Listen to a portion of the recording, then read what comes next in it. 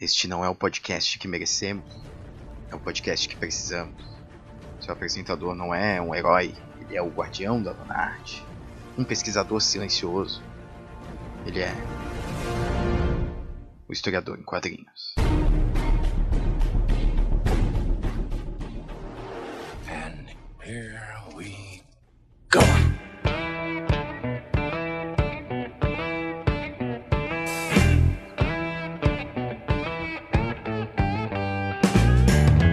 Salve jovens, sejam bem-vindos a mais um episódio do Historiador em Quadrinhos. Aqui quem fala é Guilherme Silva. Então pessoal, eu sei que eu tô um tempo aí sem gravar podcast, mas é que o mestrado tá complicado, tá comendo meu couro, mas resolvi então dar uma pausa nos estudos para trazer um assunto que de certa maneira dialoga aqui com os estudos de história, de quadrinhos, né, e que é a questão da política nos quadrinhos, né. Eu não pesquisei diretamente sobre política e quadrinhos, né? Minha pesquisa de TCC foi outra e a minha pesquisa do mestrado vai ser de quadrinhos, mas não vai ser exatamente de política, né? Embora dialogue de leve. Mas por que eu tô trazendo esse assunto, né? Primeiro que eu tô cansado de ver nerd chato reclamando que, ai meu Deus, estão politizando os meus quadrinhos e tal, né? Eu quero colocar um contraponto, né, nesse medo de se politizar os quadrinhos. E aí eu trouxe aqui algumas questões, eu vou trazer algumas reflexões minhas, né, e vou trazer também algumas coisas que eu andei lendo e tal. Nada muito elaborado, mas vamos lá. Primeiro que se tem a ideia hoje no Brasil de que política é sinônimo de partido, né? Isso é um erro absurdo, assim, também. É uma redução muito grande. É uma redução muito grande.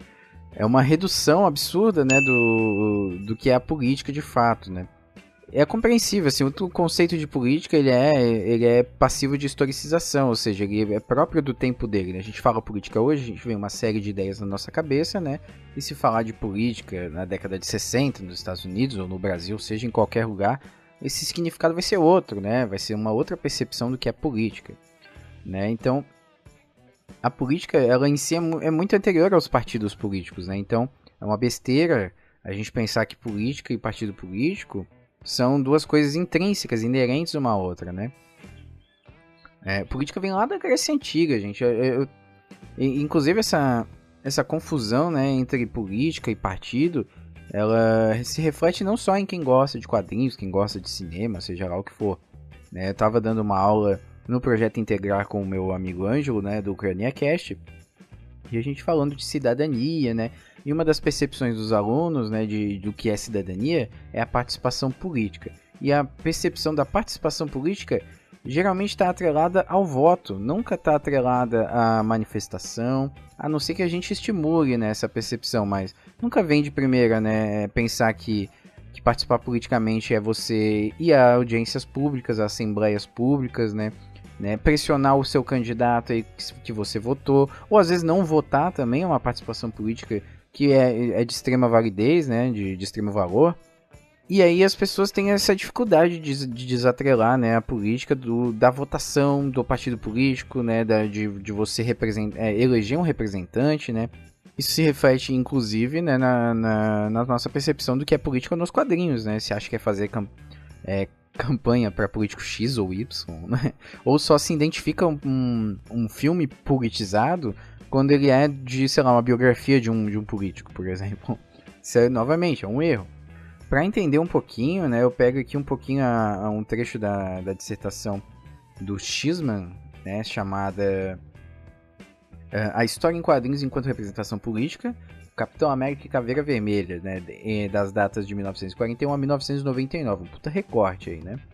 E eu também tô usando aqui um livro do Douglas Kellner, que é A Cultura da Mídia, e vou tentar usar também uma outra dissertação de mestrado, que é chamada Super-Heróis Marvel e os Conflitos Sociais Políticos nos Estados Unidos, de 61 a 81.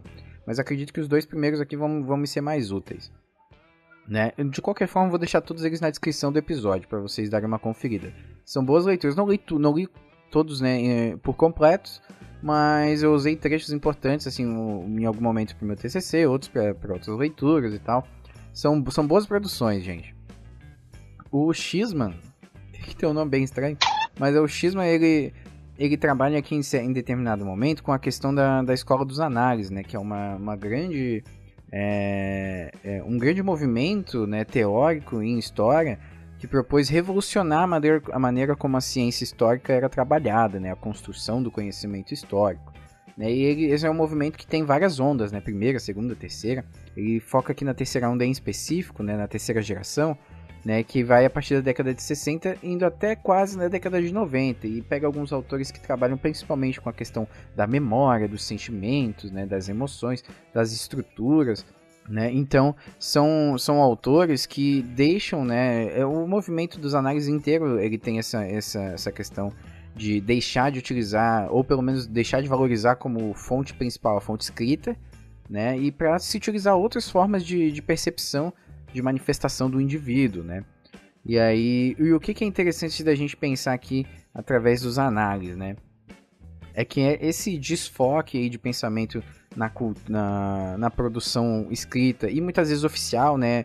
Aquelas produções administrativas, né? Os registros e tal, a questão dos documentos oficiais, né? Que geralmente eram considerados documentos mais críveis, né? Ou melhores para se trabalhar.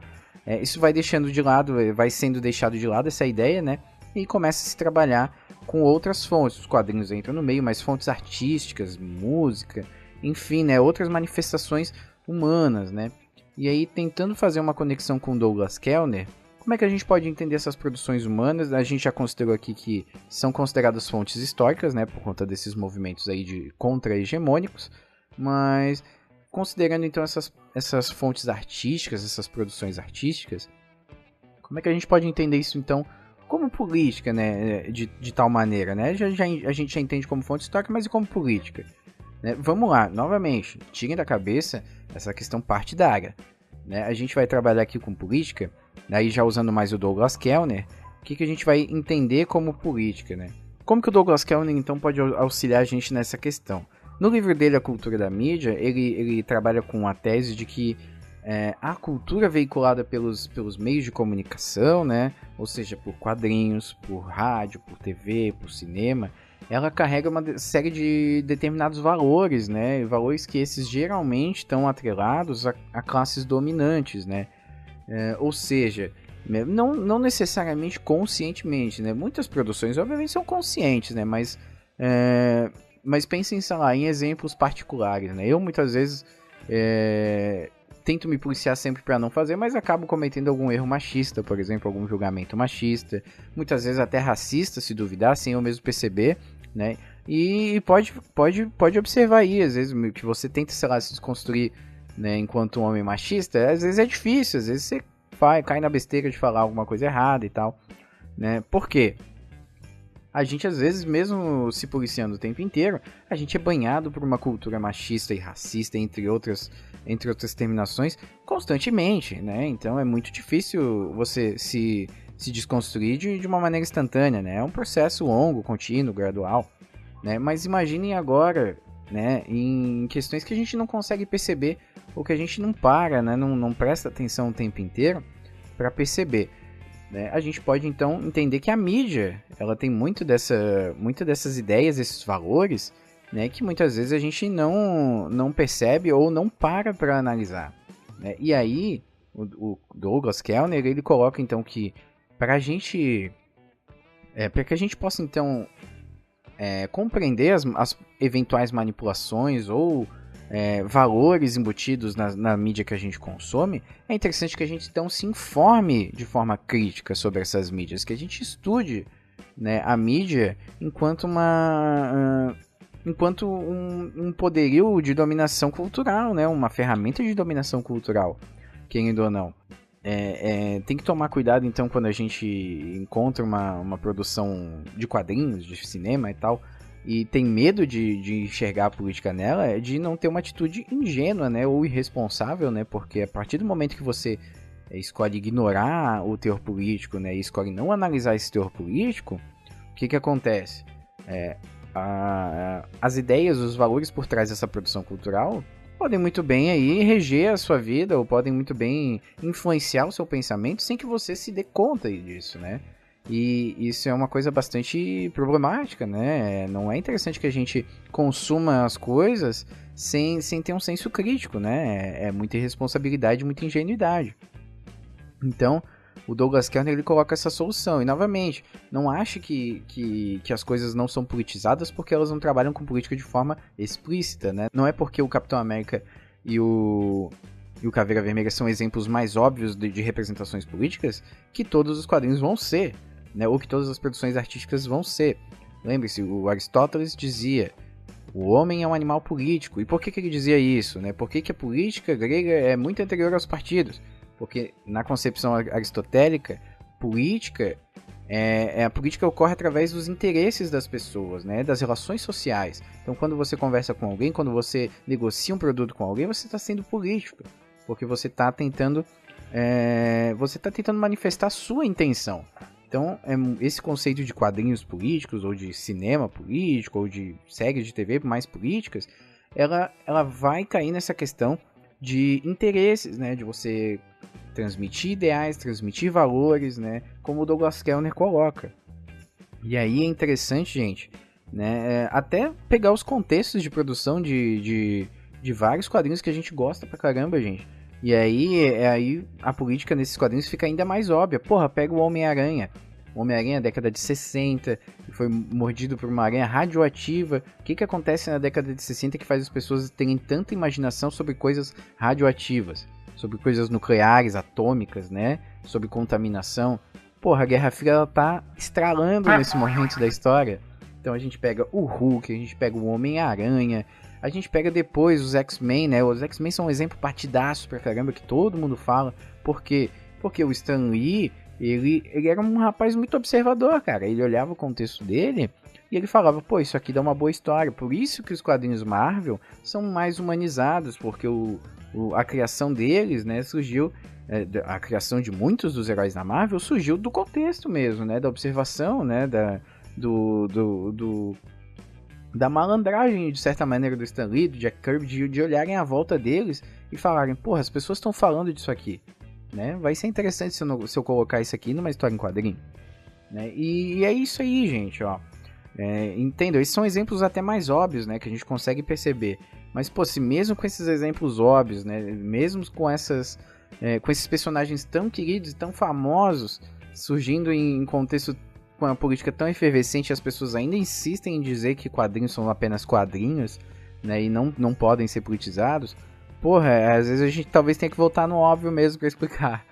Mas basicamente é isso aí, galera. Olha, quadrinhos são políticos, por mais que você esperneie e não goste, a realidade não se modifica. Os quadrinhos continuam sendo políticos, assim como diversas outras obras humanas. Tudo que o ser humano coloca, eventualmente vai ser político. Então é isso, pessoal. Eu fui mais colocando as reflexões aqui, me empolguei, fui falando, né? Tentei usar aqui o Douglas Kellner, articular algumas ideias, né? Então, mas qualquer coisa, né? Deixe um comentário aí no podcast, no site do podcast, né? Se você identificou alguma coisa errada no que eu falei, alguma besteira, se eu podia ter trabalhado alguma questão um pouco mais... de forma um pouco mais responsável, às vezes eu vou falando aqui, né? Eu posso falar alguma besteira, não tô imune a isso. Então manda um e-mail para hq@ucraniacast.com.br ou manda aqui um comentário no post desse episódio, ou procura lá no YouTube também, deixa comentário lá, ou nas redes sociais, Facebook, Instagram e Twitter, né? Eu tô sempre ativo lá nas redes sociais, tô sempre tentando dialogar. Manda um abraço aí pro Evaristo, cara. Porra, o cara comenta em vários episódios, tá sempre interagindo.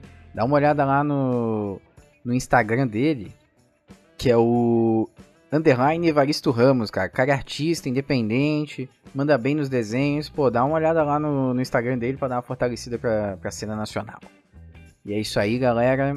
O episódio vai ficando por aqui. Dá uma conferida antes, né? Lá na nossa campanha do Apoia-se, apoia.c/ucraniacast, que a ajuda de vocês por lá, né, mensalmente, pô, dá uma força absurda pra gente aí reparar qualquer eventual dano no nosso equipamento, pra gente comprar um equipamento melhor, né? Ou entre outras coisas. Tem lá as metas, confere lá. E é isso aí, pessoal. Um abraço, até o próximo episódio.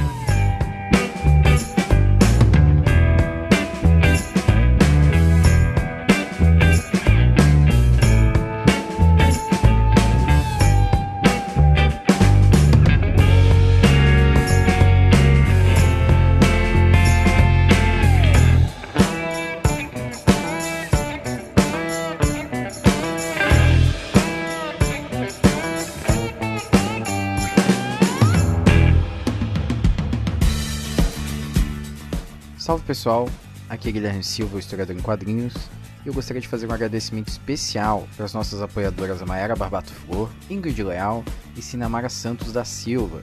Graças a vocês o podcast é possível, certo? Muito obrigado, gente.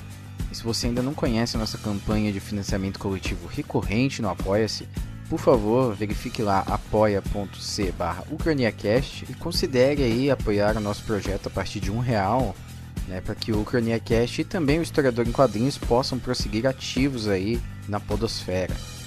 Muito obrigado.